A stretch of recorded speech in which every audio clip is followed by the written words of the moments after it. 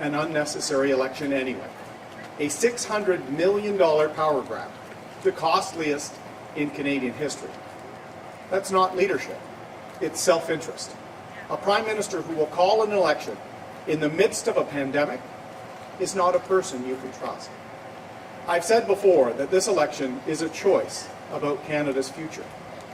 But this election is also a choice about trust, about the character and qualities that we want to reward in Canadian society. On ne peut pas faire confiance à un Premier ministre qui déclenche une élection en pleine pandémie. J'ai déjà dit que cette élection est un choix pour l'avenir du Canada. Mais cette élection est aussi un choix pour la confiance. It's an election about whether or not we reward Justin Trudeau for breaking his promise and calling an unnecessary $600 million election in the middle of a pandemic. Friends, I got into politics for one reason. The same reason I served in the Air Force for 12 years. To serve my country. Every day in this campaign, I've stood up and talked about how we could make Canada a better place. I launched Canada's recovery plan on the first full day of this election. 164 pages in lavish detail, maybe too much detail. For 29 days, I've stood before you and announced policy after policy on everything from leadership on mental health to getting spending and inflation under control, from building 1 million new homes to giving Canadian workers a break.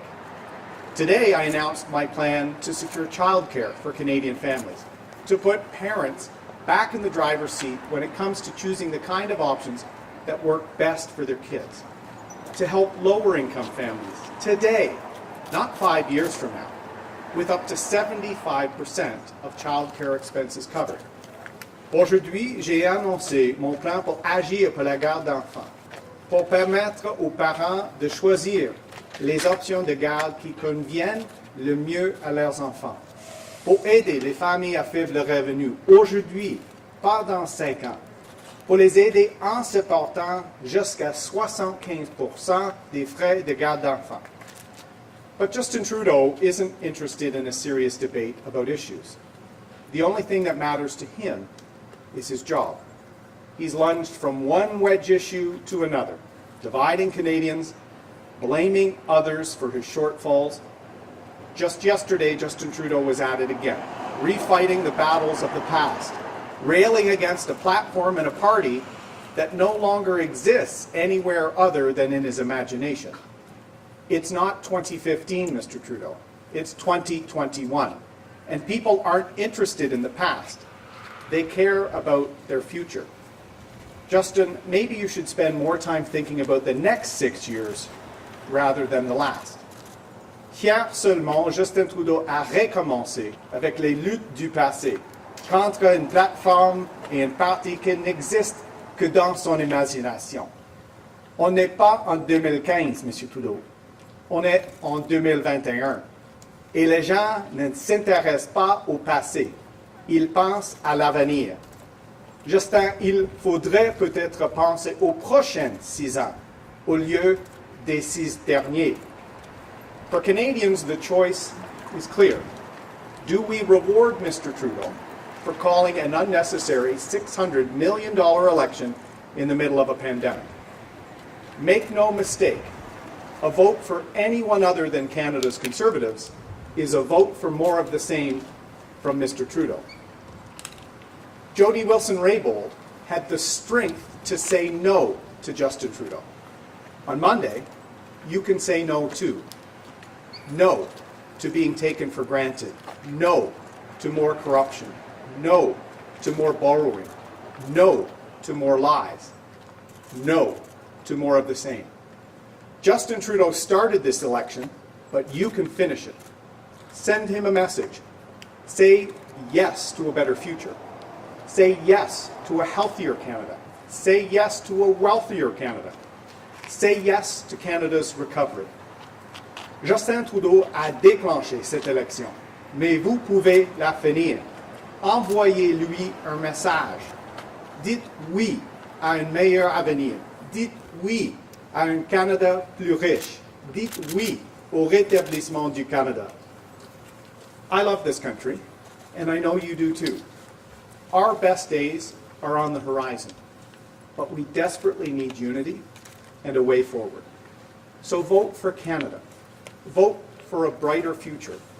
Vote to secure the future, and vote Conservative. Thank you. Merci beaucoup.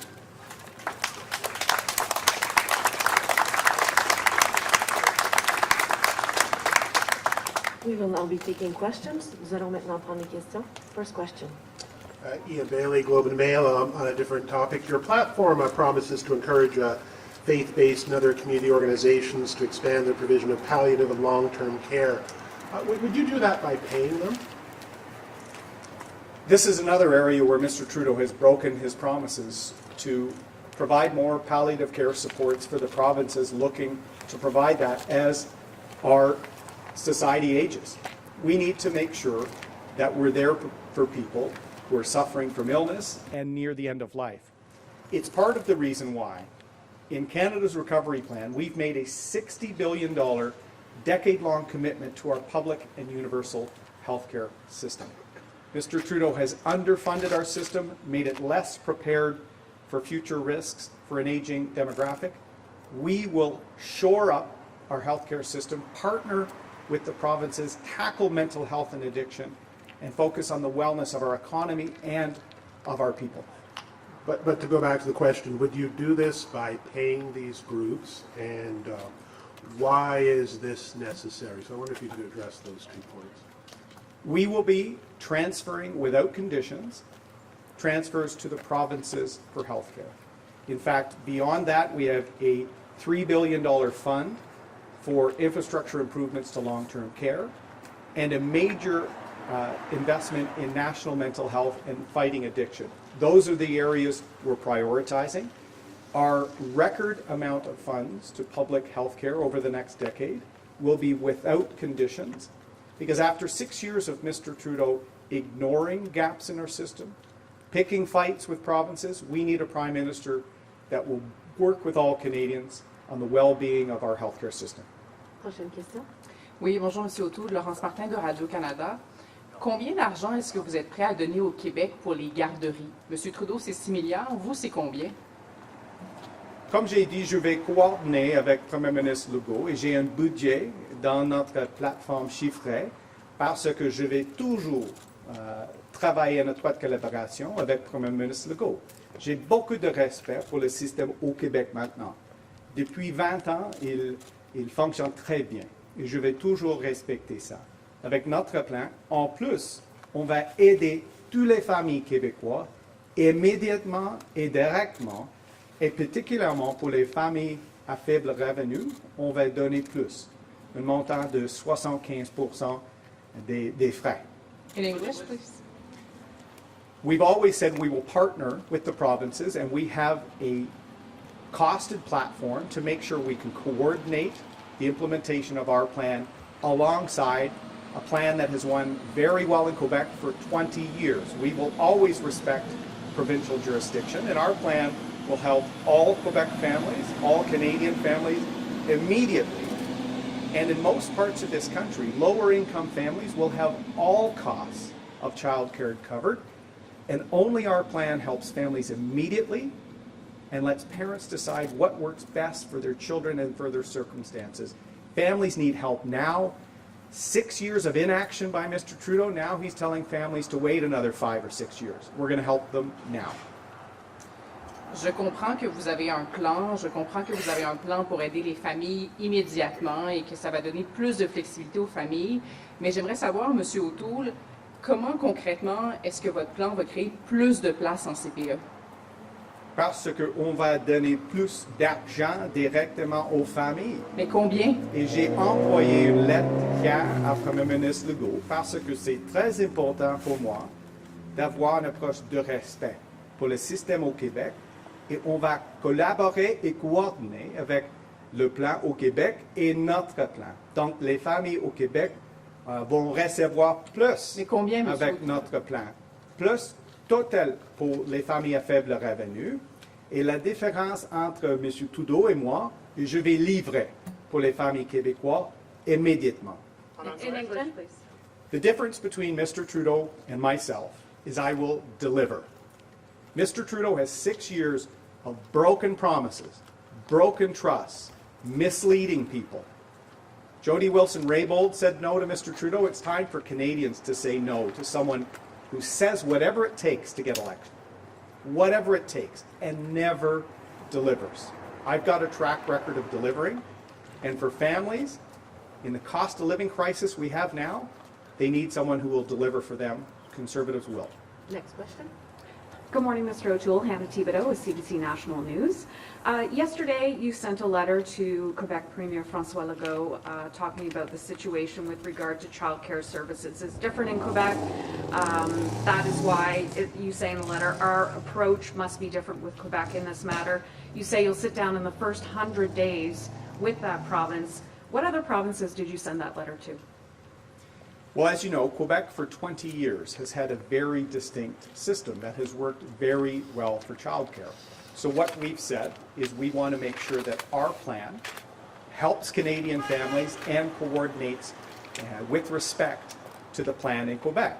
Our plan will be to work respectfully with all provinces on not just childcare, but on healthcare as well. I've said in the first 100 days, we'll convene a meeting to make sure we build up our public health care system. We support families. We tackle the cost of living crisis that exists in Quebec and across the country. We need a federalism of partnership for the well-being of all Canadians. We need less division, as we've seen under Mr. Trudeau. And after 6 years of no action, a few promises, hollow promises before an election, families deserve more than that. I'm not sure you answered the question of, what other provinces in the first 100 days on childcare, but I do have another question. If you wanted to add to that into the next answer, that'd be great. You came out yesterday, sir, and were very negative against Liberal leader Justin Trudeau. It was attacking his character. This is a very tight race, as you well know. How concerned are you that some swing voters may recoil at what they could perceive as angry conservatives? On the first full day of this campaign, we launched Canada's Recovery Plan. And for 30 days, I talked about mental health. I talked about helping families, building up our public health care system, creating 1 million jobs in 1 year, working on animal welfare, addiction, a range of issues that Canadians want a serious talk about, the future. Mr. Trudeau called a $600 million election, and every day has tried to divide people. He has no plan, no future. All he has is blaming others. And as I've said, in the final days, this is about who you trust to secure the future for our country after a very difficult health and economic crisis. I think Canadians deserve an honest government, an ethical government, and one with a plan. And Mr. Trudeau has let people down time after time after time. We deserve better than that, and so I'm asking people to choose who they trust with their future. Next question. Good morning, Mr. O'Toole. Rachel Aiello, CTV News. You say your childcare plan is serious, but you've only committed to spend 1/10 of what the Liberals have proposed, with promises seemingly aimed at families who already can't afford childcare, let alone wait for a refund. How can you say your plan is comparable? Because we're helping all families immediately. Our support goes directly to the families, not to other governments and orders of government. We will be helping families directly. And in fact, most of our Canada Recovery Plan is meant to help families who are struggling with the cost of living crisis. We're doubling the Canada Workers' Benefit. In most parts of this country, our plan will cover all the costs for childcare for families in the low income levels. And those families often work shift work.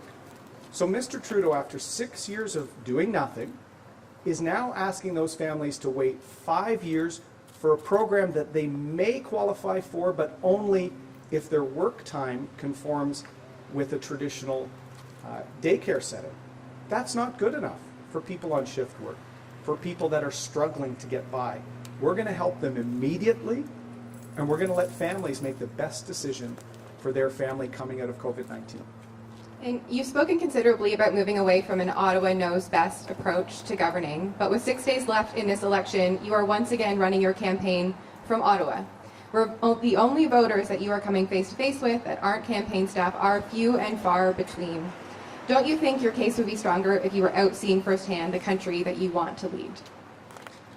What is great is I've spoken to more Canadians directly about their hopes, fears, and challenges for the way forward. Just last night, I spoke to a father who's worried about 3 of his children in their 20s never being able to afford a home.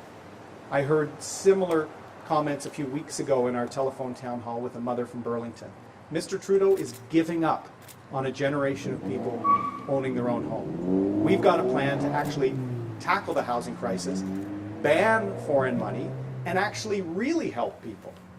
Canadian families deserve a break. Mr. Trudeau's out-of-control spending is leading to inflation. We need to help families, and we've been talking to folks in person through our town halls. We're here to serve the country, and I'd ask people, secure your future with a vote for the Conservatives. Next question. Mr. O'Toole, Michael Couture, Global National. One of the key critiques of the Tory approach on childcare is that it doesn't adequately address accessibility. It creates no new spaces, especially in these so-called childcare desert parts of the countries that don't have enough access to childcare spots. Why doesn't your plan create more spots?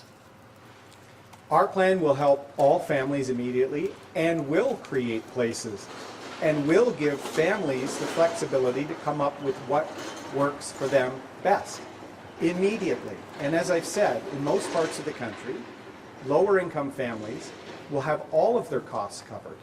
We have to be there for all families right away. We can't, after 6 years of inaction by Mr. Trudeau, leave families hanging for another 5 years. They need our help now, and we're going to give parents the flexibility. All families will be better off immediately under our plan. Just as a follow-up, I know you like to criticize it, but the Liberals' childcare plan already has buy-in from 8 provinces, and is something that many economists have touted as important for Canada's economic recovery, given the impact on the pandemic on working parents. They even say it'll boost the GDP. So why waste that momentum and not continue on with their 8 deals, and why disregard the potential impact on a COVID recovery? The Conservatives want to help all families. Mr. Trudeau's provided no help for 6 years, and now is making people wait another 5, and only helping some families. We're going to help all families immediately and let parents make the decision. Folks in the lower income will not only have most of their childcare costs covered, we're giving them a raise, a $1 per hour raise by doubling the Canada Workers' Benefit. Only Canada's Conservatives have a plan to actually help people who are struggling with the cost of living crisis that Mr. Trudeau is making worse. Next question. Chris Reynolds, Canadian Press. In a Twitter post in French last night, you said you would close the informal border crossing at Roxham Road in upstate New York, a road by which tens of thousands of asylum seekers have entered Quebec and Canada since 2017. And you also talk in your platform about ending the practice of the RCMP and the Canada Border Services Agency acting as unofficial welcoming committees assisting with illegal crossings, is the quote. How will you close a border crossing where Canada has already stopped allowing asylum seekers, which is also the case at other unauthorized points of entry? It is completely unfair for people to cross the border in a way that's illegal and claim asylum outside the normal process. We have a very generous system. We want to keep it that way, but make sure people follow the rules and that we focus in terms of asylum support for people that are fleeing persecution. So the Safe Third Country Agreement, our approach with the United States, needs to apply to all parts of the border. We have thousands of families waiting for family reunification, backlogs that were bad before COVID-19. It is completely unfair to them to watch 60,000 people not adhere to the rules at Roxham and other sites in our border. It's just another example of Mr. Trudeau not having a fair and serious approach with respect to the border. C'est totalement injuste de voir 60 000 personnes qui ont traversé la frontière dans une manière illégale, particulièrement avec des milliers de familles qui sont en train d'attendre pour leur famille avec la réunification familiale. C'est pourquoi on doit avoir une approche sérieuse à chemin Roxham et imposer l'attente avec les Américains sur la frontière. On doit régler la situation. Et comme d'habitude, M. Trudeau était là et il n'a pas une approche sérieuse avec la frontière et nos réfugiés. Your election platform doesn't actually specify how many immigrants Canada would let into the country under your government. Are you going to maintain the Liberals' goal of bringing in about 400,000 immigrants per year, or will you accept a smaller number of immigrants? Let me be very clear. Canada needs rising immigration to have an economic recovery, to secure our future.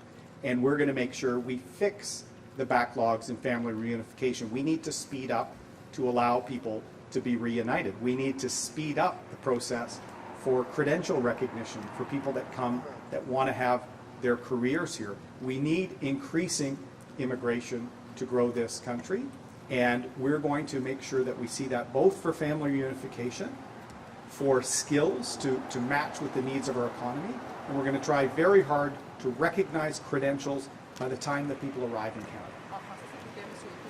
On a besoin plus d'immigrants pour notre avenir. C'est très important pour notre économie et on doit régler la situation avec la réunification familiale. On va régler la situation avec les travailleurs étrangers. C'est pourquoi pour le Québec, je vais donner plus d'autonomie en immigration pour le Québec parce qu'il y a une pénurie de main-d'œuvre là-bas. On doit avoir plus d'immigrants et on va cibler sur ça. Next question. Good morning, Mr. O'Toole. Chris Selly from the National Post. I want to come at this childcare from a slightly different angle. I mean, you talk about these no strings attached transfers to the provinces on health care.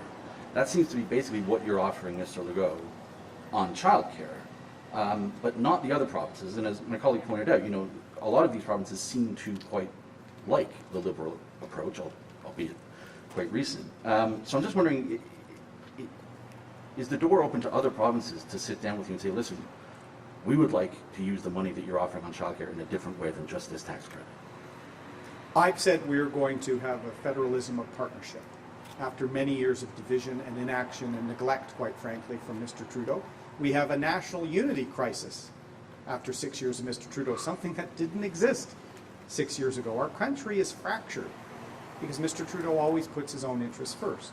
So I will work closely with all provinces on federal transfers for everything from health to education to the well-being of our country. That will be my approach in the first 100 days as Prime Minister. Bring the country together.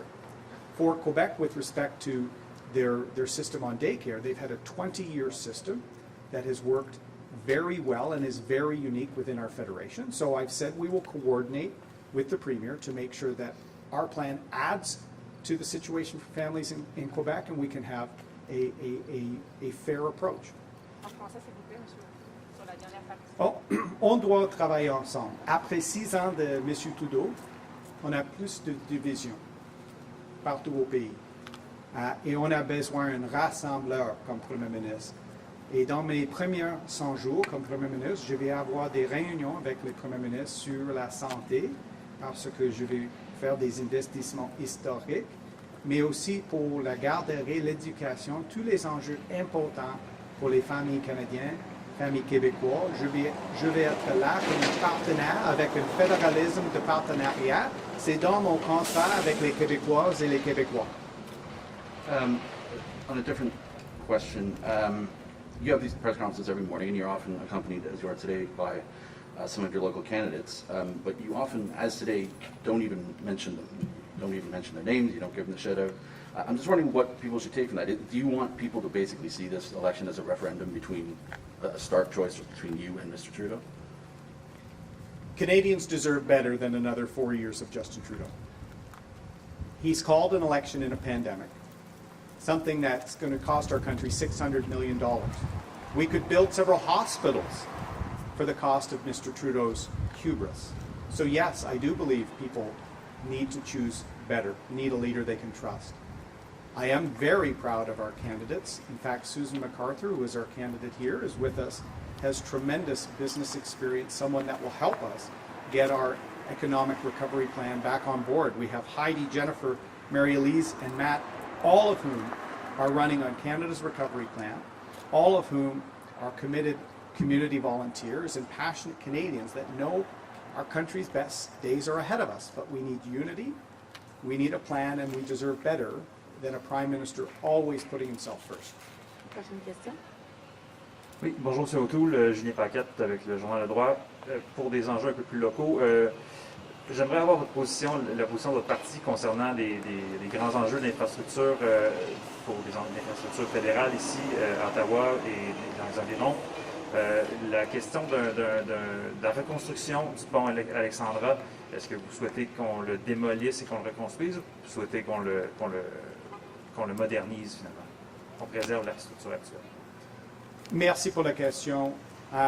Je vais avoir une approche de partenariat avec les autres paliers de gouvernement, les municipalités, incluant ici, et les provinces aussi, particulièrement sur les infrastructures très importantes pour les économies locaux. Et le pont Alexandria est un exemple de ça. Donc, je vais être là pour participer dans les décisions en ce qui concerne l'infrastructure ici et de nation à l'autre.